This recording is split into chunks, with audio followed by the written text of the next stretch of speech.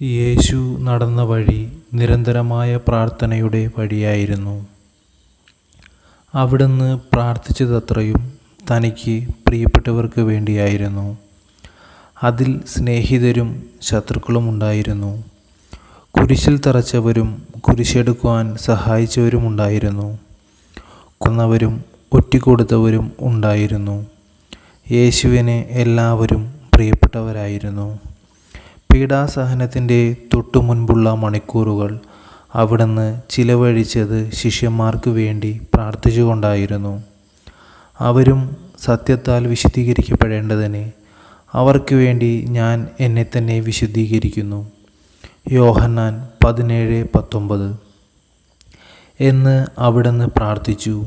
കുരിശിൽ കിടക്കുമ്പോഴും യേശു പ്രാർത്ഥിച്ചു, പിതാവേ, അവരോട് ക്ഷമിക്കണമേ, അവർ ചെയ്യുന്നതെന്തെന്ന് അവർ അറിയുന്നില്ല. വിശുദ്ധ ലൂക്ക 23:34. കുരിശ് മരണവും ഉദ്ധാനവും കഴിഞ്ഞ് സ്വർഗത്തിലേക്ക് ആരോഹണം ചെയ്ത യേശു അവിടെ എന്താണ് ചെയ്യുന്നത്? പൗലോസ്ലീഹ തൻ്റെ കർത്താവിനെ വിവരിക്കുന്നത് മരിച്ചവനെങ്കിലും ഉദ്ധാനം ചെയ്തവനും ദൈവത്തിൻ്റെ വലതുഭാഗത്തിരുന്ന് നമുക്ക് വേണ്ടി മാധ്യസ്ഥം വഹിക്കുന്നവനും ആയിട്ടാണ്. റോമാക്കാർക്ക് എഴുതിയ ലേഖനം 8:34. ഭൂമിയിൽ താൻ ചെയ്തുകൊണ്ടിരിക്കുന്ന അതേ കാര്യം മറ്റുള്ളവർക്ക് വേണ്ടി മാധ്യസ്ഥം വഹിക്കുക എന്നതാണ് അവിടുന്ന് സ്വർഗത്തിലും ചെയ്യുന്നത്. ഈ യേശുവിനെയാണ് നാം അനുഗമിക്കേണ്ടത്. മറ്റുള്ളവർക്ക് വേണ്ടി മാധ്യസ്ഥം പ്രാർത്ഥിക്കുക എന്നത് ഒരു വിശ്വാസിയുടെ പ്രാഥമിക കടമയാണ്. വിശ്വാസികളുടെ പിതാവായ അബ്രഹാം അതിനുള്ള മാതൃക കാണിച്ചു തന്നിട്ടുണ്ടല്ലോ. സോദോമിനെ അതിൻ്റെ പാപങ്ങൾ മൂലം ശിക്ഷിക്കാനായി ദൈവമായ കർത്താവ് നിർണയിച്ച സമയം വന്നെത്തിയപ്പോൾ എപ്രകാരമാണ് അബ്രഹാം അവർക്ക് വേണ്ടി കർത്താവിനോട് യാചിക്കുന്നതെന്ന് ഉൽപ്പത്തി പുസ്തകം 18-ാം അധ്യായത്തിൽ നാം വായിക്കുന്നുണ്ട്.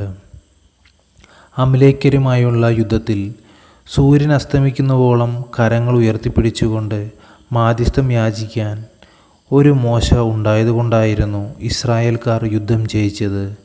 പുറപ്പാട് 17:11-12 വചനങ്ങൾ.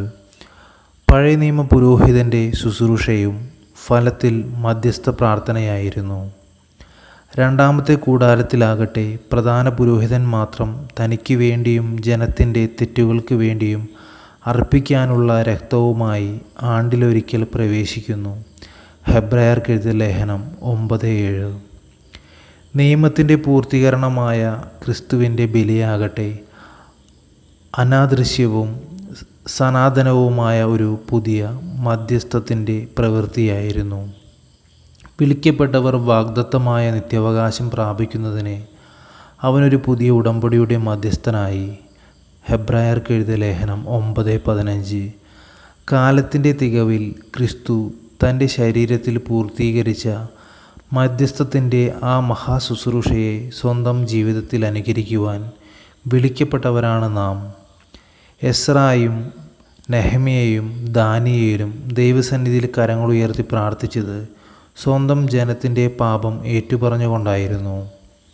ഫിലിപ്പിയർക്ക് വേണ്ടിയും എഫെസോസുകാർക്ക് വേണ്ടിയും കൊളോസോസുകാർക്ക് വേണ്ടിയും താൻ പ്രാർത്ഥിച്ചുകൊണ്ടിരുന്നുവെന്ന് പൗലോസ്ലീഹായും എഴുതിയിട്ടുണ്ട്.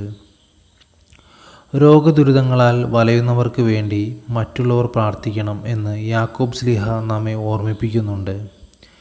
നിങ്ങളിൽ ആരെങ്കിലും രോഗിയാണെങ്കിൽ അവൻ സഭയിലെ ശ്രേഷ്ഠന്മാരെ വിളിക്കട്ടെ, അവർ കർത്താവിൻ്റെ നാമത്തിൽ അവനെ തൈലാഭിഷേകം ചെയ്ത് അവന് വേണ്ടി പ്രാർത്ഥിക്കട്ടെ. വിശുദ്ധ യാക്കോബ് 5:14. പാപികളായ സഹോദരങ്ങൾക്ക് വേണ്ടി പ്രാർത്ഥിക്കേണ്ടതിൻ്റെ ആവശ്യകത യോഹന്നാനും എടുത്തു പറയുന്നുണ്ട്. മരണത്തിന് അർഹമല്ലാത്ത പാപം സഹോദരൻ ചെയ്യുന്നത് ഒരുവൻ കണ്ടാൽ അവൻ പ്രാർത്ഥിക്കട്ടെ, അവന് ദൈവം ജീവൻ നൽകും. 1 യോഹന്നാൻ 5:16. മധ്യസ്ഥ പ്രാർത്ഥനയ്ക്ക് തയ്യാറാകുന്നവർക്ക് ലഭിക്കാനിരിക്കുന്ന വലിയ പ്രതിഫലത്തെക്കുറിച്ച് വിശുദ്ധ ഗ്രന്ഥം സൂചിപ്പിക്കുന്നുണ്ട്. ജെറുസലേം പട്ടണത്തിലൂടെ കടന്നു പോവുക, ആ നഗരത്തിൽ നടമാടുന്ന മ്ലേച്ഛതകളെ ഓർത്ത് കരയുകയും നെടുവീർപ്പിടുകയും ചെയ്യുന്നവരുടെ നെറ്റിയിൽ അടയാളമിടുക. എസെക്കിയേൽ പ്രവാചകൻ്റെ പുസ്തകം 9:4. കർത്താവിൻ്റെ ദൂതൻ നെറ്റിയിലിടുന്ന അടയാളം ശിക്ഷാവിധിയുടെ സമയത്ത് നമുക്ക് സംരക്ഷണത്തിനായി ഭവിക്കും. സംഹാരദൂതനോട് കർത്താവിൻ്റെ കൽപ്പന ഇങ്ങനെയാണ്: അടയാളമുള്ളവരെ ആരെയും തൊടരുത്. എസെക്കിയേൽ 9:6.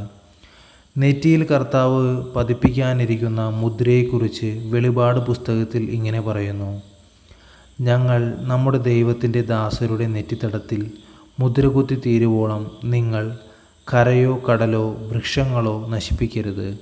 വെളിപാട് 7:3.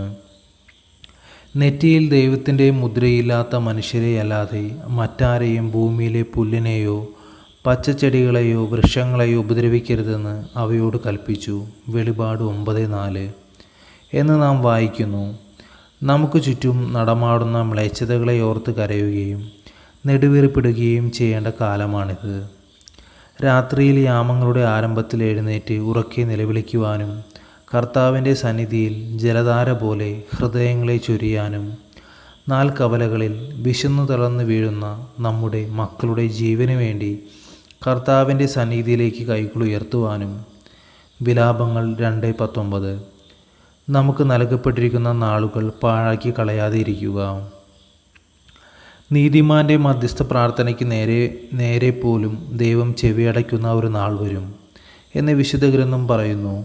അപ്പോൾ നോഹയും ദാനിയേലും ജോബും അവിടെയുണ്ടെങ്കിൽ തന്നെ അവർക്ക് തങ്ങളുടെ പുത്രന്മാരെയോ പുത്രിമാരെയോ രക്ഷിക്കാനാവില്ല.